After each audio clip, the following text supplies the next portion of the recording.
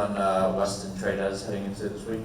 Yeah, Trades was out of practice today, moving around, threw the ball to him a little bit. I would say that he is, for Saturday, we're going to put him probably, I think we said questionable. Yeah. And then West is doubtful. Those are our two guys.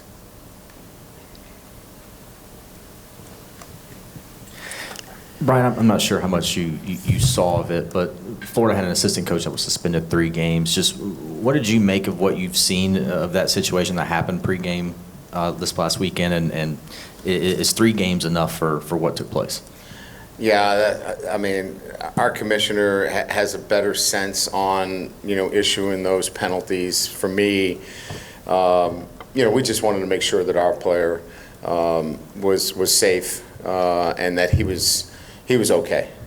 So, making sure that was the priority on our end, and whatever happened relative to suspensions, sanctions, whatever the case may be, that's out of our hands. We want to take care of our player, and that's what we did this week.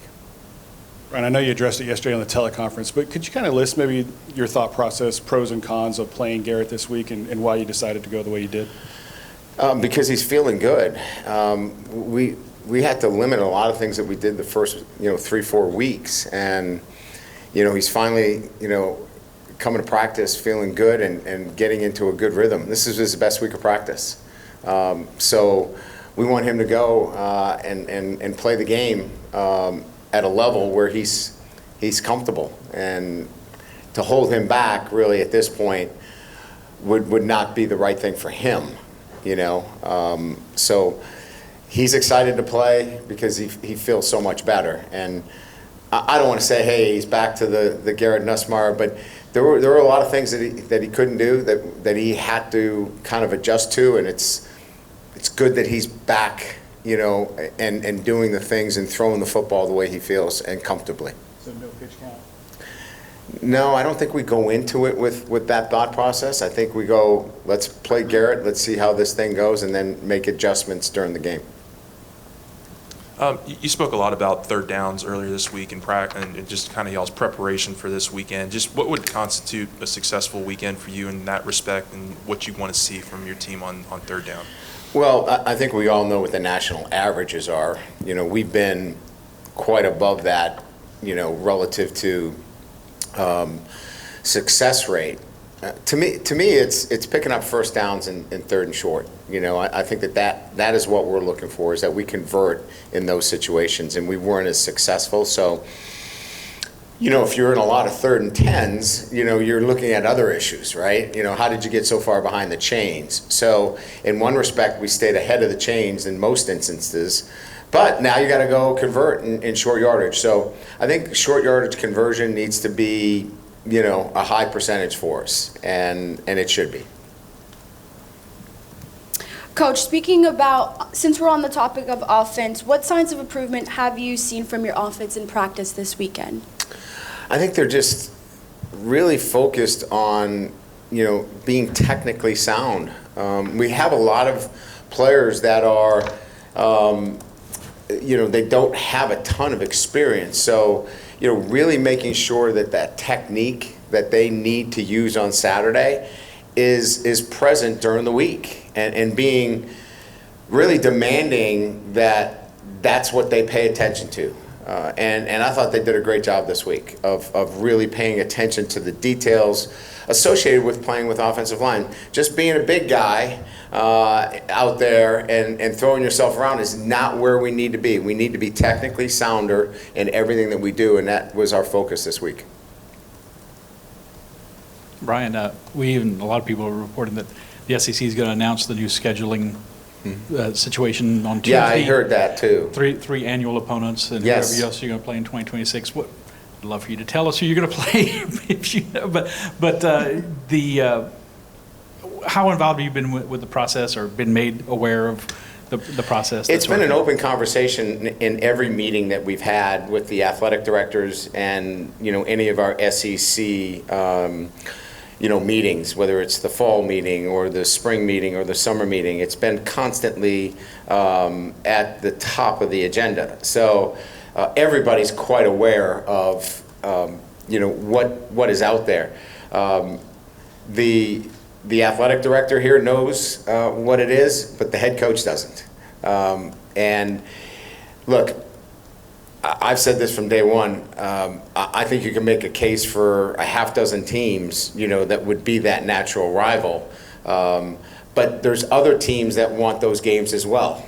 And so I think they'll come up with a pretty good, rationale for it. But, I'll take Alabama and I'll take Georgia and I'll take, no, I'm kidding. I mean, we'll play whoever they tell us to play, but I really don't know who it's going to be. I've been in every one of those meetings, and I've heard everybody talk about what they would prefer. I don't know that, for me, I just want to play what would naturally be, our rivals. And so, but I don't have a vote in this. This is the athletic directors and our commissioner. I got two, if I can. Following up on that, does equity matter in that situation to you? I think it's part of the equation, there's no doubt. In the conversations that I've been privy to, certainly some feel as though they're going to get the short end of this, and others are going to feel like they got a good deal. But I think at the end of the day, all of those factors will play a part in what the decision ultimately ends up being. And then just thinking about this past weekend's defensive performance, specifically at the linebacker position with Keys and Singleton, do you think Witt being sidelined for some of fall camp helped those guys with the reps maybe they got to be ready for that situation? Or is that just an overall, because we saw it with Deshaun as well, just an overall ability to step in and pick up? Oh, there's no doubt that playing time, I thought what really helped Devon, obviously, was him getting reps last year, right, in game situations. So when he stepped in, the moment was not big at all for him. It was, but for the younger guys, it was, it was their first time in there, and so you could see the difference. I just think live reps, playing in a game in that kind of magnitude, really accelerated, those guys. Deshaun's been in the games, so he's had a taste of it, but I think he needed to gain a little confidence, and you certainly do when you pick off a couple. With Zion Williams, how is he sort of progressing from his He was full contact today.